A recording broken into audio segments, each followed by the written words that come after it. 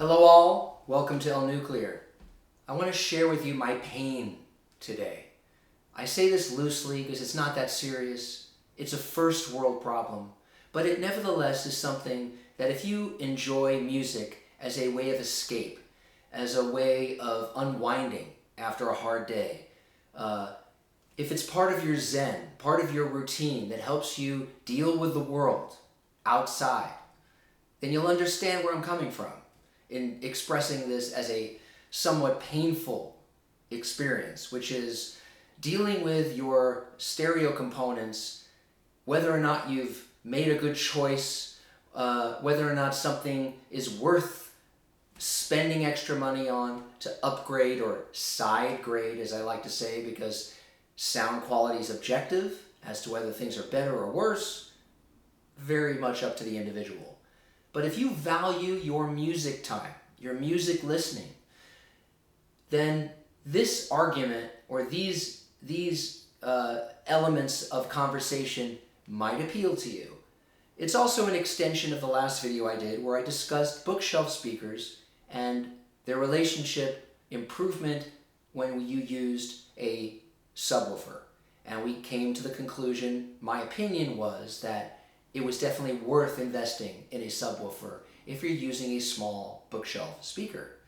So we're going to talk about 3 bookshelf speakers today in a way that maybe I wished I could have found on the internet when I was doing my own research. And I kind of found some bits and pieces, but I want to talk about the Martin Logan 3rd and 4th generation of bookshelves because they're distinctively different, almost incomparable, but at the same time, they are all Martin Logan. They share a certain trademark, a certain signature with differences, and those differences are very much apparent to my ears. Whether better, worse, have they improved the speaker? Well, they've changed the speaker.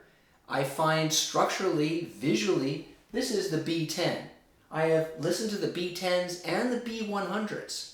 I wanted to really see what I felt was the differences between those 2 speakers, both 4th generation, in comparison to the 15i, the smallest bookshelf from the 3rd generation, which I've been living with for quite a while now.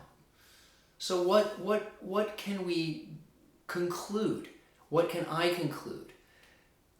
First and foremost, the 15i is a more neutral sounding speaker. It's just a smooth delivery of frequency range minus some of the bass lower frequencies, which are definitely supplemented by a subwoofer. But overall, a non-fatiguing sound, a sound you can listen to for hours and really find yourself lost in the music and not worrying about whether or not you're hearing too much of this or too much of that. The new series is a different animal altogether. The smallest bookshelf that's most compatible with the 15i is a larger speaker than the 15i. When you put them neck and neck, they're about 1.5 inches taller, the B10 versus the 15i. It's a larger speaker. So even just based on physicality, you know that they're not going to sound the same. The tweeter design is similar, although it's allegedly an upgrade. It sounds different, as I'll get into. And the size of the speaker cone, the mid-range cone, is a little bit bigger in the B10 than the maybe 1/2 inch bigger. Whether this influences quality, it all has to do with the speaker design itself. It can't really be compared. It's apples and oranges. It's a larger speaker. The B100 is significantly larger, gives you a little bit more bass response. Still sounds better with a subwoofer, in my opinion, but it's a little bit more open sounding than the B10. They both sound very similar. The B100, just by essence of structure and size, sounds more open to me.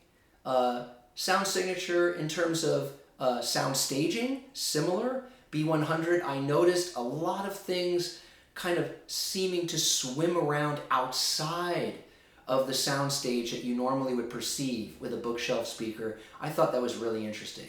And I'm also feeling that with the B10, maybe not quite as much, but very, very similar. High-end, high mids and highs, I would say, are definitely a little more pronounced than they were with the previous series. So if you like more, I wouldn't say detail, but maybe more definition because those frequencies are a little bit elevated, then you might enjoy the new series. If you like a more neutral sound, more of a monitor presentation, you might enjoy the 15i more as a bookshelf.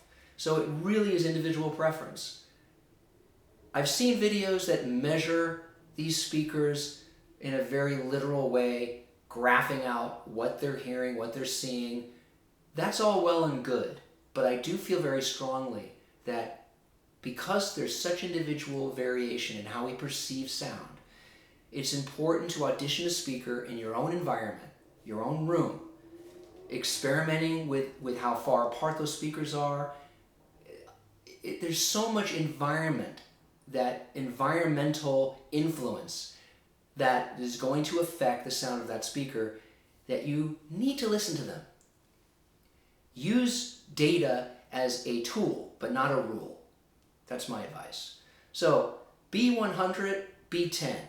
B100, a little bit more open and a little bit more dynamic than the B10, but not much. Very close. And if you're using a subwoofer with both, I would say the B10 is a very good value because it's less expensive by $200, so you save $400, and the sound is going to be pretty much as pleasurable as the B100.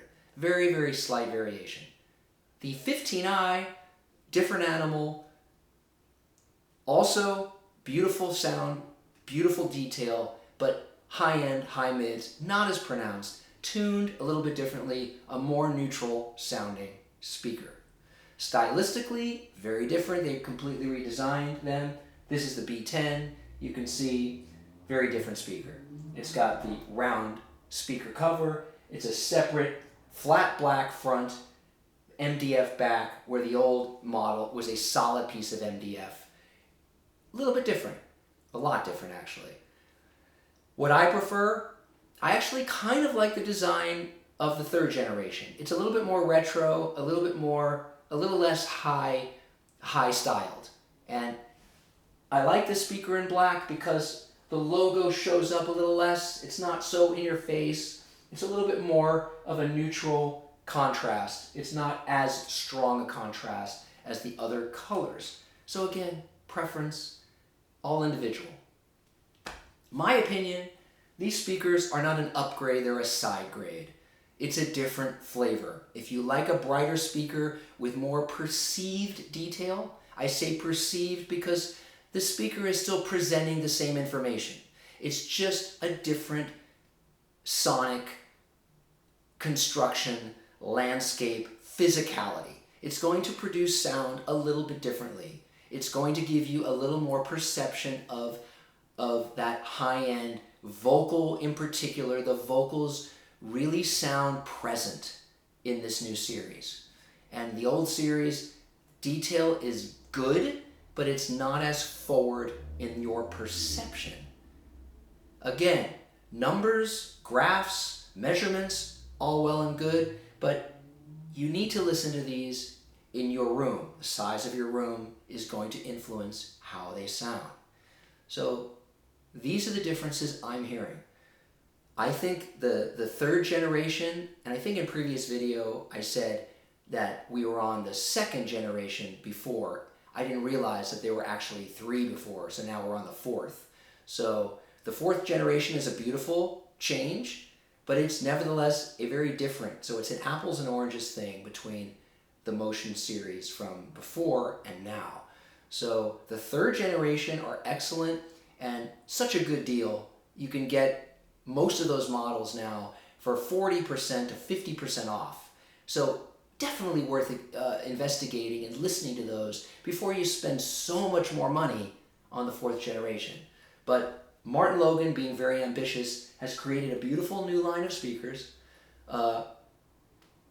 As they break in, I'm noticing the highs are a little less pronounced than they were when I first started listening.